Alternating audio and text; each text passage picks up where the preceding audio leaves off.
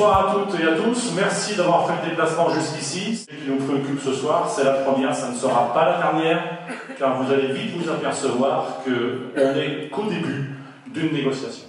Les partenaires sociaux ont engagé la renégociation de la convention de la métallurgie. La convention de la métallurgie, c'est ce qui régit nos droits de salariés.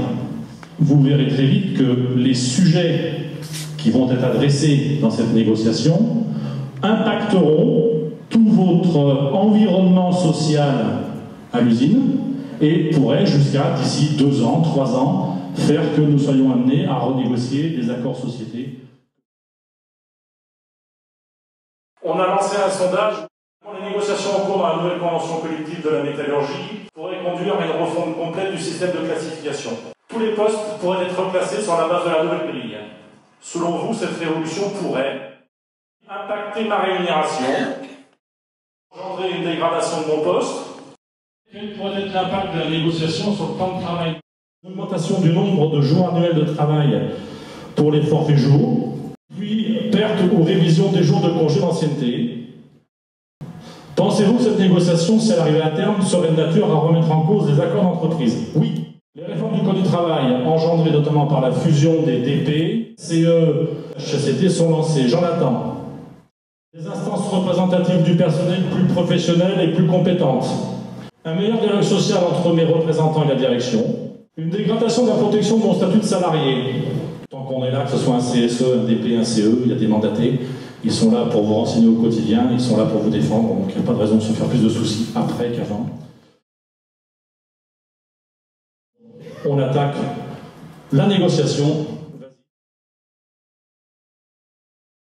Une présentation qui va s'articuler dans un premier temps, rappel du contexte, parce que tout le monde n'est peut-être pas familier de certaines notions sur la notion de branche, convention collective. Donc un rappel très rapide là-dessus, un rappel sur les grands thèmes qu'on est en train de négocier pour que vous compreniez bien tout ce qui est touché par ces négociations. Et un gros focus sur le sujet classification qui là de toute façon, et on doit espérer qu'on aille au bout de cette négociation, il y a peu de risques qu'on n'y aille pas, vous touchera tous, chacun d'entre vous verra son poste avec un nouveau coefficient d'ici 2020-2021 au plus tard. Qu'est-ce que c'est qu'une convention collective et à quoi ça sert? Eh bien, une convention collective, c'est donc ça régit du droit social qui s'applique aux salariés de la branche considérée. Le sujet qui va vous toucher, c'est les classifications, on va y passer un bon moment. Le temps de travail, c'est un sujet pour lequel les entreprises ont le droit de faire différemment que dans la branche. Sur la QVT, on a eu le regret que l'UMM n'ait pas voulu aller sur des accords de branche concernant le télétravail, par exemple. Classification. Alors à quoi ça sert une classification? Le premier rôle, c'est de poser une hiérarchie des emplois dans l'entreprise. Mais le deuxième intérêt de la classification, c'est qu'à chaque coefficient de la classification, vous avez un salaire minimal. Vous ne pouvez pas être payé annuellement moins que le salaire mini de la classification. Donc l'objectif, c'est bien entendu de moderniser une classification que tout le monde avait jugée obsolète. Ensuite, il a fallu s'adapter à de nouveaux modes d'organisation. Il y a des notions qui n'apparaissent pas. La notion d'autonomie, elle n'apparaît pas. La notion de management transverse, la notion de communication, des choses qui sont fondamentales aujourd'hui dans le monde tel que nous vivons, mais qui n'existaient pas. Il y a le sentiment que la grille d'hier, les grilles actuelles, qui seront demain les grilles d'hier, ne permettaient pas de juger avec équité tous les postes de la même façon. Et l'objet principal, c'est que chacun d'entre vous, vous soyez capable de mesurer le poids de votre poste. Comprendre pourquoi votre poste voudra 40 points, 35 points, 25 points, vous verrez à quoi se correspondent ces points. Aujourd'hui, je pense que vous êtes incapable, moi non plus d'ailleurs, je suis incapable de justifier avec pertinence et précision qu'un poste vaut 3A, 3B, 335 ou 335 de manière certaine. Demain, l'ambition, c'est que vous ayez ces outils pour comprendre la classification de vos postes et éventuellement la contester. Mais ça peut aussi vous servir pour tenter de mesurer combien vaudrait un poste que vous ambitionnez dans une carrière future. Alors, le principe, une grille unique. Vous avez vu qu'il y avait une grille mondiale, une grille cadre jusqu'à maintenant. Demain, il y aura une seule grille unique qui ira de l'ouvrier non qualifié au cadre très supérieur. On va revenir à ce qu'est une grille de classification. Une règle de classification, elle n'évalue pas les individus. Elle évalue les postes tenus par les individus. Et ça change un peu. En fait, vous êtes 335 parce que vous occupez un poste 335. Si demain vous occupez un poste 365, vous êtes 365. Si après-demain vous occupez un poste 305, et là ça fait moins rire, vous êtes 305. Quand on dit je suis 3A, je veux être 3B, t'es 3A ou t'es 3B, vous pouvez dire que vous avez un poste 3A ou un poste 3B. Et ça, on l'a oublié d'ailleurs, il n'est pas rare dans nos grandes entreprises que, sans changer de poste, on change de coefficient. C'est un peu étrange. Si le coefficient est le reflet du poste, à partir du moment où vous changez de coefficient, c'est quelque part votre poste n'est pas tout à fait le même, sinon il y a la donne. Il n'est pas commun, il n'est pas rare dans nos entreprises que sur des postes à peu près équivalents, vous ayez un jeune qui soit non cadre, et puis un vieux expérimenté qui soit en position 3 ans.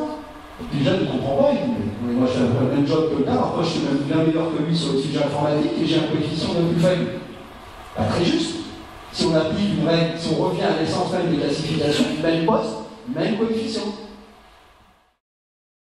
Tous nos postes seront décrits par une fiche descriptive d'emploi.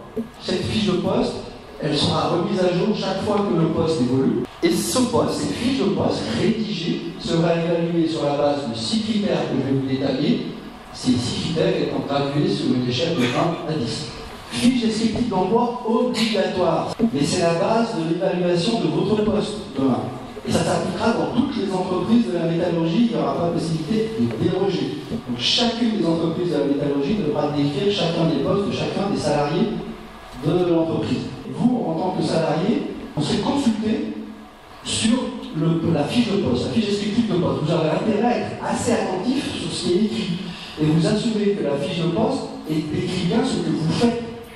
Et là, les organisations syndicales pourront probablement vous aider pour porter le fait si c'est nécessaire pour faire entendre raison à des managers qui seraient un peu récalcitrants. Voilà les 6 critères qui vont permettre d'évaluer votre poste. 1. Complexité de l'activité. Deuxième critère, le niveau de connaissance. Autonomie. Contribution, on pourrait appeler ça aussi responsabilité. Encadrement, coopération.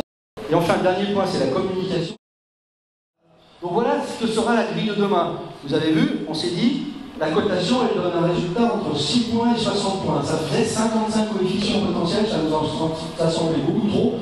On a regroupé par tranche de 3. Finalement, on a créé ce qu'on appelle 18 classes d'emploi ou 18 coefficients. Donc demain, la grille de la métallurgie aura 18 coefficients. Pour information, sachez que le statut cadre, on l'a estimé à partir d'un poste qui vaudrait 37 points. Technicien à géométrie, ce serait à partir de 19 points. Alors comment ça va se passer la transition? 2 ans de transition, c'est-à-dire que chacun des postes de notre entreprise va devoir être décrit sous la forme d'une fiche descriptive la plus exhaustive possible. On est en train de rédiger un guide méthodologique. Les salaires réels ne sont pas touchés. Donc la transition ne changera en rien aux salaires réels. On travaille sujet un peu sensible. Il y a beaucoup trop d'abus sur l'utilisation des forfaits jours. Je rappelle qu'un forfait jour, vous travaillez 1 heure, vous travaillez 13 heures, c'est un jour. Donc forfait jour et déplacement, c'est intéressant ça aussi, forfait jour et déplacement. Quand vous partez le dimanche en forfait jour, qu'est-ce qui se passe? Vous avez une rémunération ou pas? Vous avez une compensation quand vous déplacez le dimanche? Soyons conscients qu'on n'utilise pas toujours toute la force, même parfois, de notre forfait jour, et ça mérite un vrai débat. Forfait jour et astreinte. Marrant ça aussi, forfait jour et astreinte.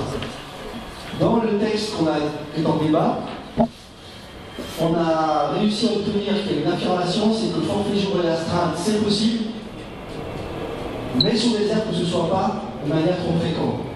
Donc c'est tous ces sujets-là qu'on débat au niveau de la branche. Ça remet sur la table des pratiques qu'on avait un peu oubliées.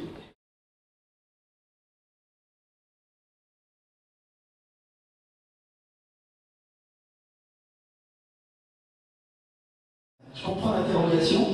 C'est vrai qu'il y a un grand flou, et à mon avis, il y a un grand flou au sens des conséquences de cette nouvelle classification sur le nombre de gens classés sur chacun de ces 18 coefficients par rapport à aujourd'hui. Et donc les salaires salaire mini associé, est-ce que ça veut dire en masse salariale minimale à tout le moins associée? C'est vrai qu'aujourd'hui, nous, organisation syndicale, on n'a absolument aucun outil pour l'estimer. Peut-être que les entreprises sont mieux équipées que nous pour faire cette estimation, mais ça ne va pas être simple quand même. Donc, est-ce que derrière tout ça, il y aura une condition maléfique de l'entreprise de sous-coter des postes? Là, s'il y a sous-cotation et qu'on n'est pas d'accord, on va aller quand même. Là, on a tous les outils pour savoir ce que vaut un poste.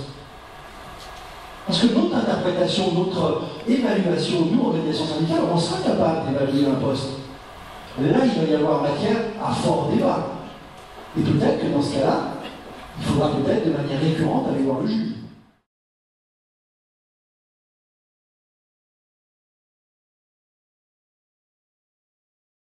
Sur les classifications, je pense qu'on a un accord gagnant-gagnant. Sur le texte qui est sur la table et qui est exposé, il est gagnant-gagnant. On a beaucoup plus de transparence pour nous.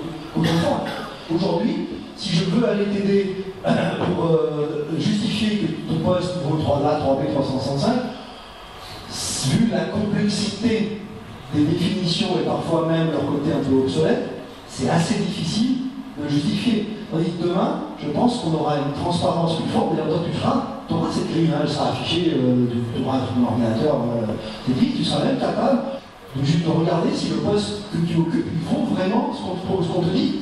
Aujourd'hui, eh bien, est-ce que tu es capable de dire que le poste que tu occupes vaut vraiment le coefficient que tu as? Voilà.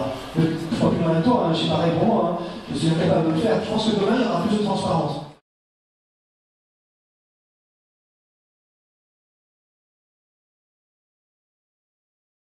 Comment ça se détectera? Quand tu discuteras avec ton collègue, et tu te diras, purée, c'est quand même bizarre, j'ai pas le même coefficient que toi, j'ai le sentiment de faire la même chose que toi. La transparence voudra que les fiches de poste, on se compare, et puis s'il y a des désaccords, si c'est des fiches de poste qui semblent identiques et que le coefficient n'est pas le même, tu viendras voir ton organisation syndicale qui t'aidera à comprendre.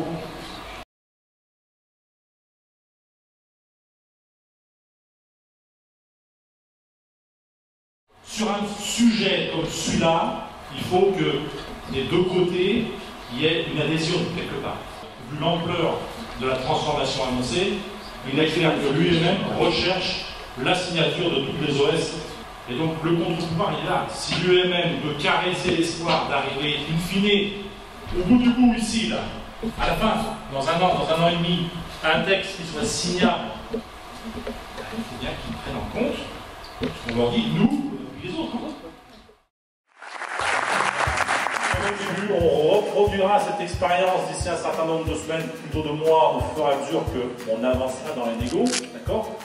Vous avez compris, ce qui se passe là-haut n'est pas capital de suite pour nous ici, c'est capital pour beaucoup de gens. Ça remettra vraisemblablement sur le tapis nos accords sociétés qu'il faudra renégocier. Bon, tout ça c'est pas pour demain, c'est pour dans 2-3 ans, on verra. Mais c'est pour ça qu'on tenait absolument à commencer à vous expliquer ce qu'il y a dans le tuyau.